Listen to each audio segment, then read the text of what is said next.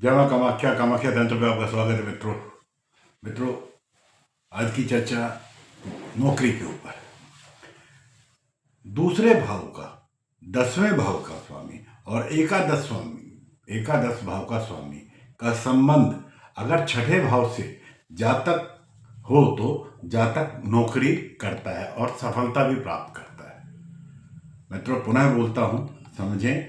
दूसरे भाव का स्वामी, जो दूसरा भाव है कुंडली का, उसके भाव का स्वामी, 10वें भाव का स्वामी और एकादश भाव के स्वामी का संबंध अगर छठे भाव के साथ बनता हो, चाहे दृष्टि संबंध हो, चाहे राशि परिवर्तन का संबंध हो, तो जातक नौकरी में सफलतापूर्वक अपने कार्य को अंजाम देता है और नौकरी में सफल भी होता है। दूसरा भाव चूंकि धन का, परिवार के महत्वाकांक्षाओं का है, धन की बचत, सौभाग्य, लाभ का, हानि का है।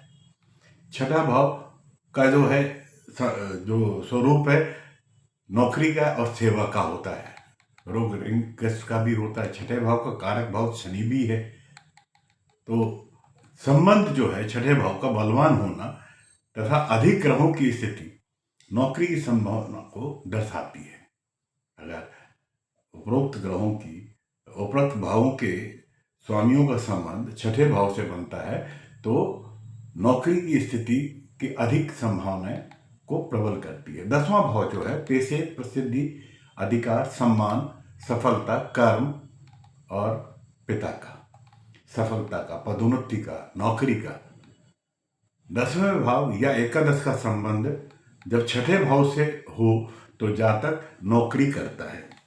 10वें भाव का बली होना तो जातक को नौकरी मिलती है। इसी तरीके से पंचम और पंचमेश का 10वें भाव से संबंध हो तो शिक्षा जो भी प्राप्त हुई है या जिस भी विषय में, जिस भी क्षेत्र में जातक शिक्षा को ग्रहण करता है वह उसी क्षेत्र में नौकरी भी करता है।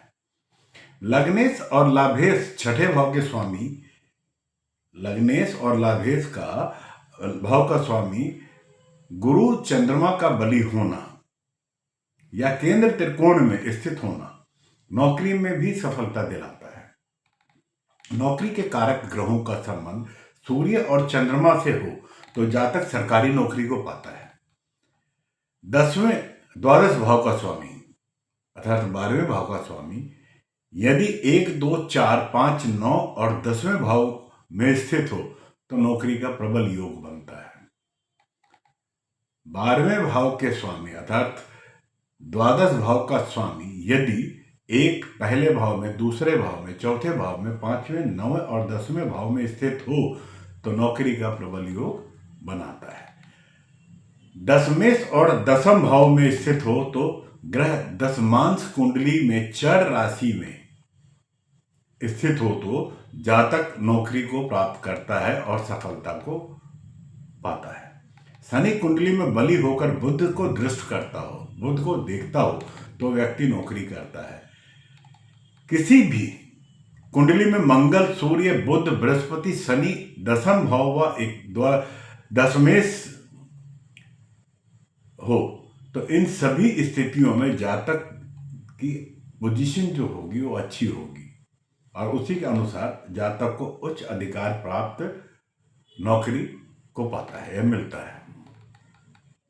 D9 और D10 चार्ट में भी देखना यह होगा कि कुंडली में कौन से नियम है, जिससे कौन से योग है जिससे नौकरी को प्राप्त करने का क्या समय है, कौन से ग्रहों की किस दिशा में उनका गोचर हो रहा हो ताकि वो नौकरी को प्राप्त कर सके। पहला नियम क्या है? प्रथम भाव, दूसरा भाव, छठे भाव और दसम भाव और एकादश भाव का संबंध या इनके स्वामी से हो तो नौकरी के योग बनते हैं। लग्न के स्वामी की दशा और अंतरदशा में, नौमेश की दशा या अंतरदशा में, षष्ठेश की दशा या अंतरदशा में, प्रथम, दूसरा, द्वितीय, षष्ठम, नवम और दसम भाव में स्थित ग्रहों की दशा या अंतरदशा में, दशमेश की दशा या अंतरदशा में, द्वितीय और एकादश की दशा या अंतरदशा में, नौकरी मिलने के समय जिन ग्रहों की दशा और अंतर्दशा चल रही हो उनका संबंध किसी भी तरह से दशम भाव या दशमेश से होना चाहिए। द्वितीय और एकादश की दशा या अंतर्दशा में भी नौकरी मिल सकती है। राहु और केतु की दशा या अंतर्दशा में जीवन की कोई भी शुभ और अशुभ घटना राहु की दशा या अंतर्दशा में होती है या हो सकती है। गोचर गुरु गोचर में दशम या दशमेश से नौकरी मिलने के समय केंद्र या त्रिकोण में शनि और गुरु एक दूसरे के केंद्र या त्रिकोण में हो तो नौकरी मिल सकती है। गोचर में अगर हम देखें कि नौकरी मिलते समय शनि या गुरु का संबंध दोनों दशम भाव या दशमेश दोनों में से किसी एक के साथ वह संबंध बनाता है। अभी साहब नौकरी का जो कारक ग्रह है कौन है, उनका कारक ग्रहों के साथ क्या संबंध बनता है? तो कारक ग्रहों का संबंध सूर्य और चंद्रमा से हो तो जातक सरकारी नौकरी को प्राप्त करता है या सरकारी नौकरी को मिलती है। सूर्य चंद्रमा व बृहस्पति सरकारी नौकरी में उच्च पदाधिकारी बनाता है। द्वितीय सश्रेष और दशम भाव को अर्थ त्रिकोण सूर्य की प्रधानता होने पर सरकारी नौकरी को हासिल करता है। केंद्र में गुरु स्थित होने पर सरकारी नौकरी में उच्च पदाधिकारी का पद भी प्राप्त होता है। नौकरी के अन्य कई सारे योग हैं, जैसे शनि कुंडली में बली हो तो व्यक्ति नौकरी करता है, मंगल कुंडली में बली हो तो पुलिस, खुफिया विभाग या सेना में उच्च पद पर जाने की संभावनाएं बनती हैं। गुरु कुंडली में बली हो तो जातक को अच्छा वकील, जज, धार्मिक वक्ता या प्रवक्ता, ख्याति प्राप्त ज्योतिषाचार्य भी बनाता है। बुध बली हो तो व्यापारी, लेखक, अकाउंटेंट, लेखन व प्रकाशन में अच्छा पद पाता है। शुक्र कुंडली में अगर बली हो तो कलाकार, गायक, सौंदर्य का संबंध, सौंदर्य व्यवसाय से जुड़ा हुआ कोई कार्य कर सकता है। अब इसको कंफर्म करने के लिए या इस पे पूर्णतः सहमति तभी बन पाती है जब D9 और D10 चार्ट में भी ये योग बन रहे हों। अब कोई व्यक्ति कामयाब होता है तो कैसे, कामयाबी के भी तो कुछ योग होते होंगे। कुंडली का पहला, दूसरा, चौथा, सातवां और नौवां, 10वां, 11वां घर तथा इन घरों के स्वामी अपनी दशा और अंतर्दशा में जातक को पूर्णतः कामयाबी प्रदान कराते हैं। पंच महापुरुष योग जीवन में सफलता और उनके कार्य क्षेत्र के निर्धारण में बहुत महत्वपूर्ण भूमिका निभाते हैं। मित्रों, पंच महापुरुष योग कुंडली में मंगल, बुध, बृहस्पति, शुक्र और शनि अपनी स्व राशि अथवा उच्च राशि का होकर केंद्र में स्थित होने पर महापुरुष योग बनता है। अब इसको हम फलादेश कैसे करें? जो ग्रह अपनी या अपने मित्र ग्रह की राशि में हो तो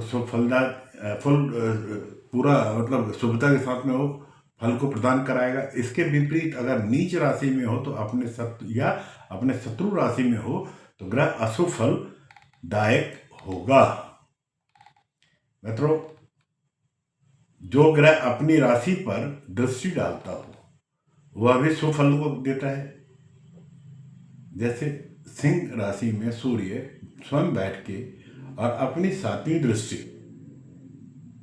कुंभ राशि पे अगर डालता हो तो कुंभ राशि के भी फलों में शुभता को ला सकता है। त्रिकोण के स्वामी सदा सुफल देते हैं। मित्रों, क्रूर भाव 3, 6, 11 के स्वामी सदा ही असुफल देते हैं। तो मित्रों, आज की चर्चा को यहाँ विराम देते हुए पुनः नए विषय के साथ आपके सम्मुख दोबारा आता हूँ। तब तक के लिए आपसे आज्ञा, क्योंकि वीडियो बड़ी हो जाएगी। और अगर आपको ये वीडियो पसंद आई है तो आप इस चैनल को सब्सक्राइब करें लोगों में इस वीडियो को शेयर करें ताकि लोगों को भी लाभ मिले, और आप अपने विचार कमेंट्स के माध्यम से ज़रूर भेजें। जय मां कामाख्या, आपका दिन शुभ हो।